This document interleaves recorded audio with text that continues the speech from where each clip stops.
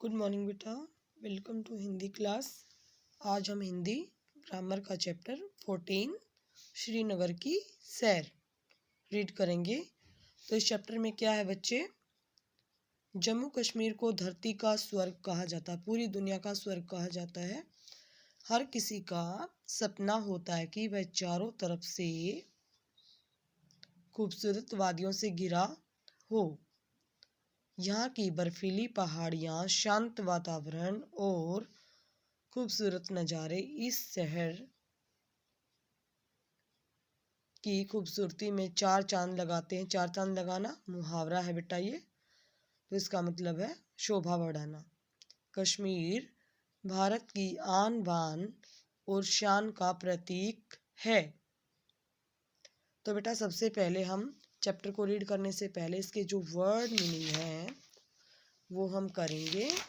तो word meaning है बेटा, प्रशंसा, तारीफ, प्रसिद्ध, लोकप्रिय, मशहूर, दर्शनीय, देखने योग्य, मनोरम, मन को प्रसन्न करने वाला या कोमल, सुगंध, महक, खुशबू, प्राचीन, बहुत पुराना, सार्थक होता है सफल होना, भग्नावशेष, टूट फूट के बाद बचे हुए भाग।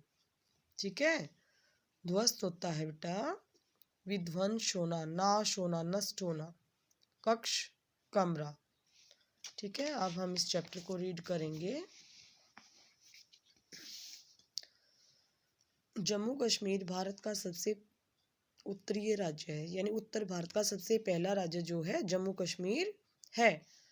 यह एक पहाड़ी प्रदेश है, पहाड़ियों से घिरा हुआ प्रदेश है। कश्मीर भारत के अति सुंदर स्थानों में से एक है। घास के लंबे मैदान, झरझर करते झरने तथा आकाश को चूमती बर्फ की चोटियाँ व्यक्ति में नई उत्साह का संचार करती हैं। ऐसी सुंदरता देखकर प्रशंसा के योग्य शब्द भी नहीं मिल पाते। प्रशंसा होती है बेटा तारीफ। तो आप इसके वर्ड मीनिंग आप साथ साथ यहाँ पर जो है मेंशन कर सकते हैं, लिख सकते हैं। और जो भी कठिन शब्द है उसको अंडरलाइन कर लेना। साथ साथ वर्ड मीनिंग तो करने ही करने हैं, ये भी कठिन शब्द होते हैं।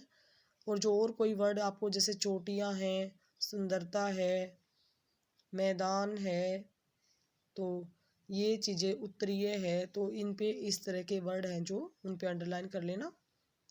उस साथ साथ इनके मीनिंग भी लिखते जाना। कश्मीर का इतिहास बड़ा प्राचीन है, पुराना।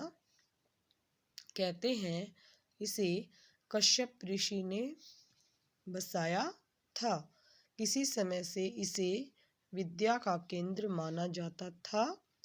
दूर दूर से लोग यहाँ विद्या ग्रहण करने आया करते थे। तो बेटा ये विद्या का केंद्र यानी यहाँ विद्यार्थी जो है पढ़ने आते थे।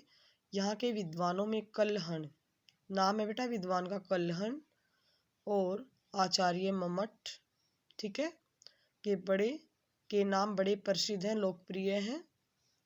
कश्मीर में ही आदि शंकराचार्य ने अपने प्राण त्यागे थे, ये भी महान आचार्य थे। कश्मीर का मुख्य नगर श्रीनगर है। श्रीनगर जाने के लिए जम्मू से होकर जाना पड़ता है। जम्मू से श्रीनगर की दूरी 200 किलोमीटर है।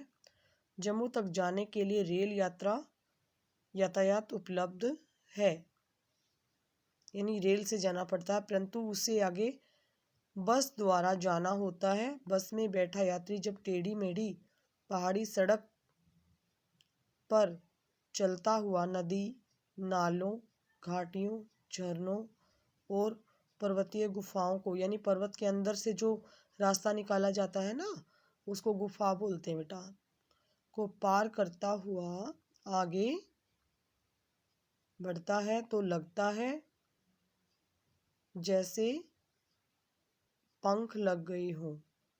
जी चाहता है कि बस यूं ही चले जाएं, यानी आगे बढ़ते जाएं। श्रीनगर 2 पहाड़ियों के बीच बसा हुआ है। एक का नाम हरी पर्वत है और दूसरी का नाम शंकराचार्य। तो दो पहाड़ियों के बीच बसा हुआ है। सम्राट अशोक द्वारा बसाया गया हजारों वर्ष पहले का यह नगर आज भी अपनी शोभा बनाए हुए है और श्रीनगर का नाम सार्थक कर रहा है। यानी जो नाम रखा गया है श्रीनगर, तो उसका नाम सार्थक यानी सही कर रहा है। तो ये नाम उसका सही रखा गया है। आप देखो राजा अशोक, जो सम्राट अशोक थे, सम्राट होता है राजाओं का राजा, तो इसने पूरे भारत पर शासन किया था। अशोक जो राजा है बहुत महान राजा थे, जो है इसने अशोक स्तंभ की स्थापना भी की थी इन्होंने। तो उसी से जो है 4 शेरों की मूर्तियां जो है हमारी, जो हमारा राष्ट्रीय चिन्ह है, वो यहीं से लिया गया था। श्रीनगर में अनेक दर्शनीय स्थल हैं। इनमें चश्मा शाही, निशात बाग, शालीमार बाग दर्शनीय स्थल होते हैं, देखने योग्य। परी महल, आमिया मस्जिद, हरि पर्वत का किला, शंकराचार्य जी का मंदिर, डल झील आदि प्रमुख हैं। डल झील में घूमने के लिए शिकारे चलते हैं, जिन्हें बहुत सुंदर ढंग से सजाया गया होता है।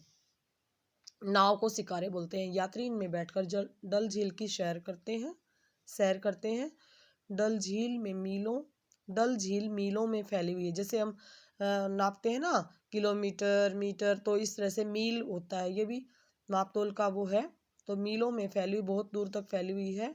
यहाँ पानी के ऊपर लकड़ी के तख्ते बिछाकर उन पर मिट्टी की सतह बनाकर क्यारियाँ तैयार की जाती हैं। इनमें अनेक प्रकार की साग सब्जियां उगाई जाती हैं। लोग इन्हें बेचने के लिए छोटी छोटी नावों को प्रयोग करते हैं इन सब्जियों को बेचने के लिए। बेटा बाकी चैप्टर हम कल पढ़ेंगे, क्योंकि ज़्यादा लंबी वीडियो बन जाएगी। तो ठीक है, और लंबा चैप्टर भी है ये हमारा, तो अच्छे से रीड करना आपको इस चैप्टर को, पूरे चैप्टर को रीड करना। और जो वर्ड मीनिंग है इसके अपनी हिंदी की नोटबुक में लिखने हैं। पहले चित्र बनाना इससे संबंधित, फिर इसकी वर्ड मीनिंग जो है आपको अपनी हिंदी की नोटबुक में करनी है। ओके बेटा, धन्यवाद।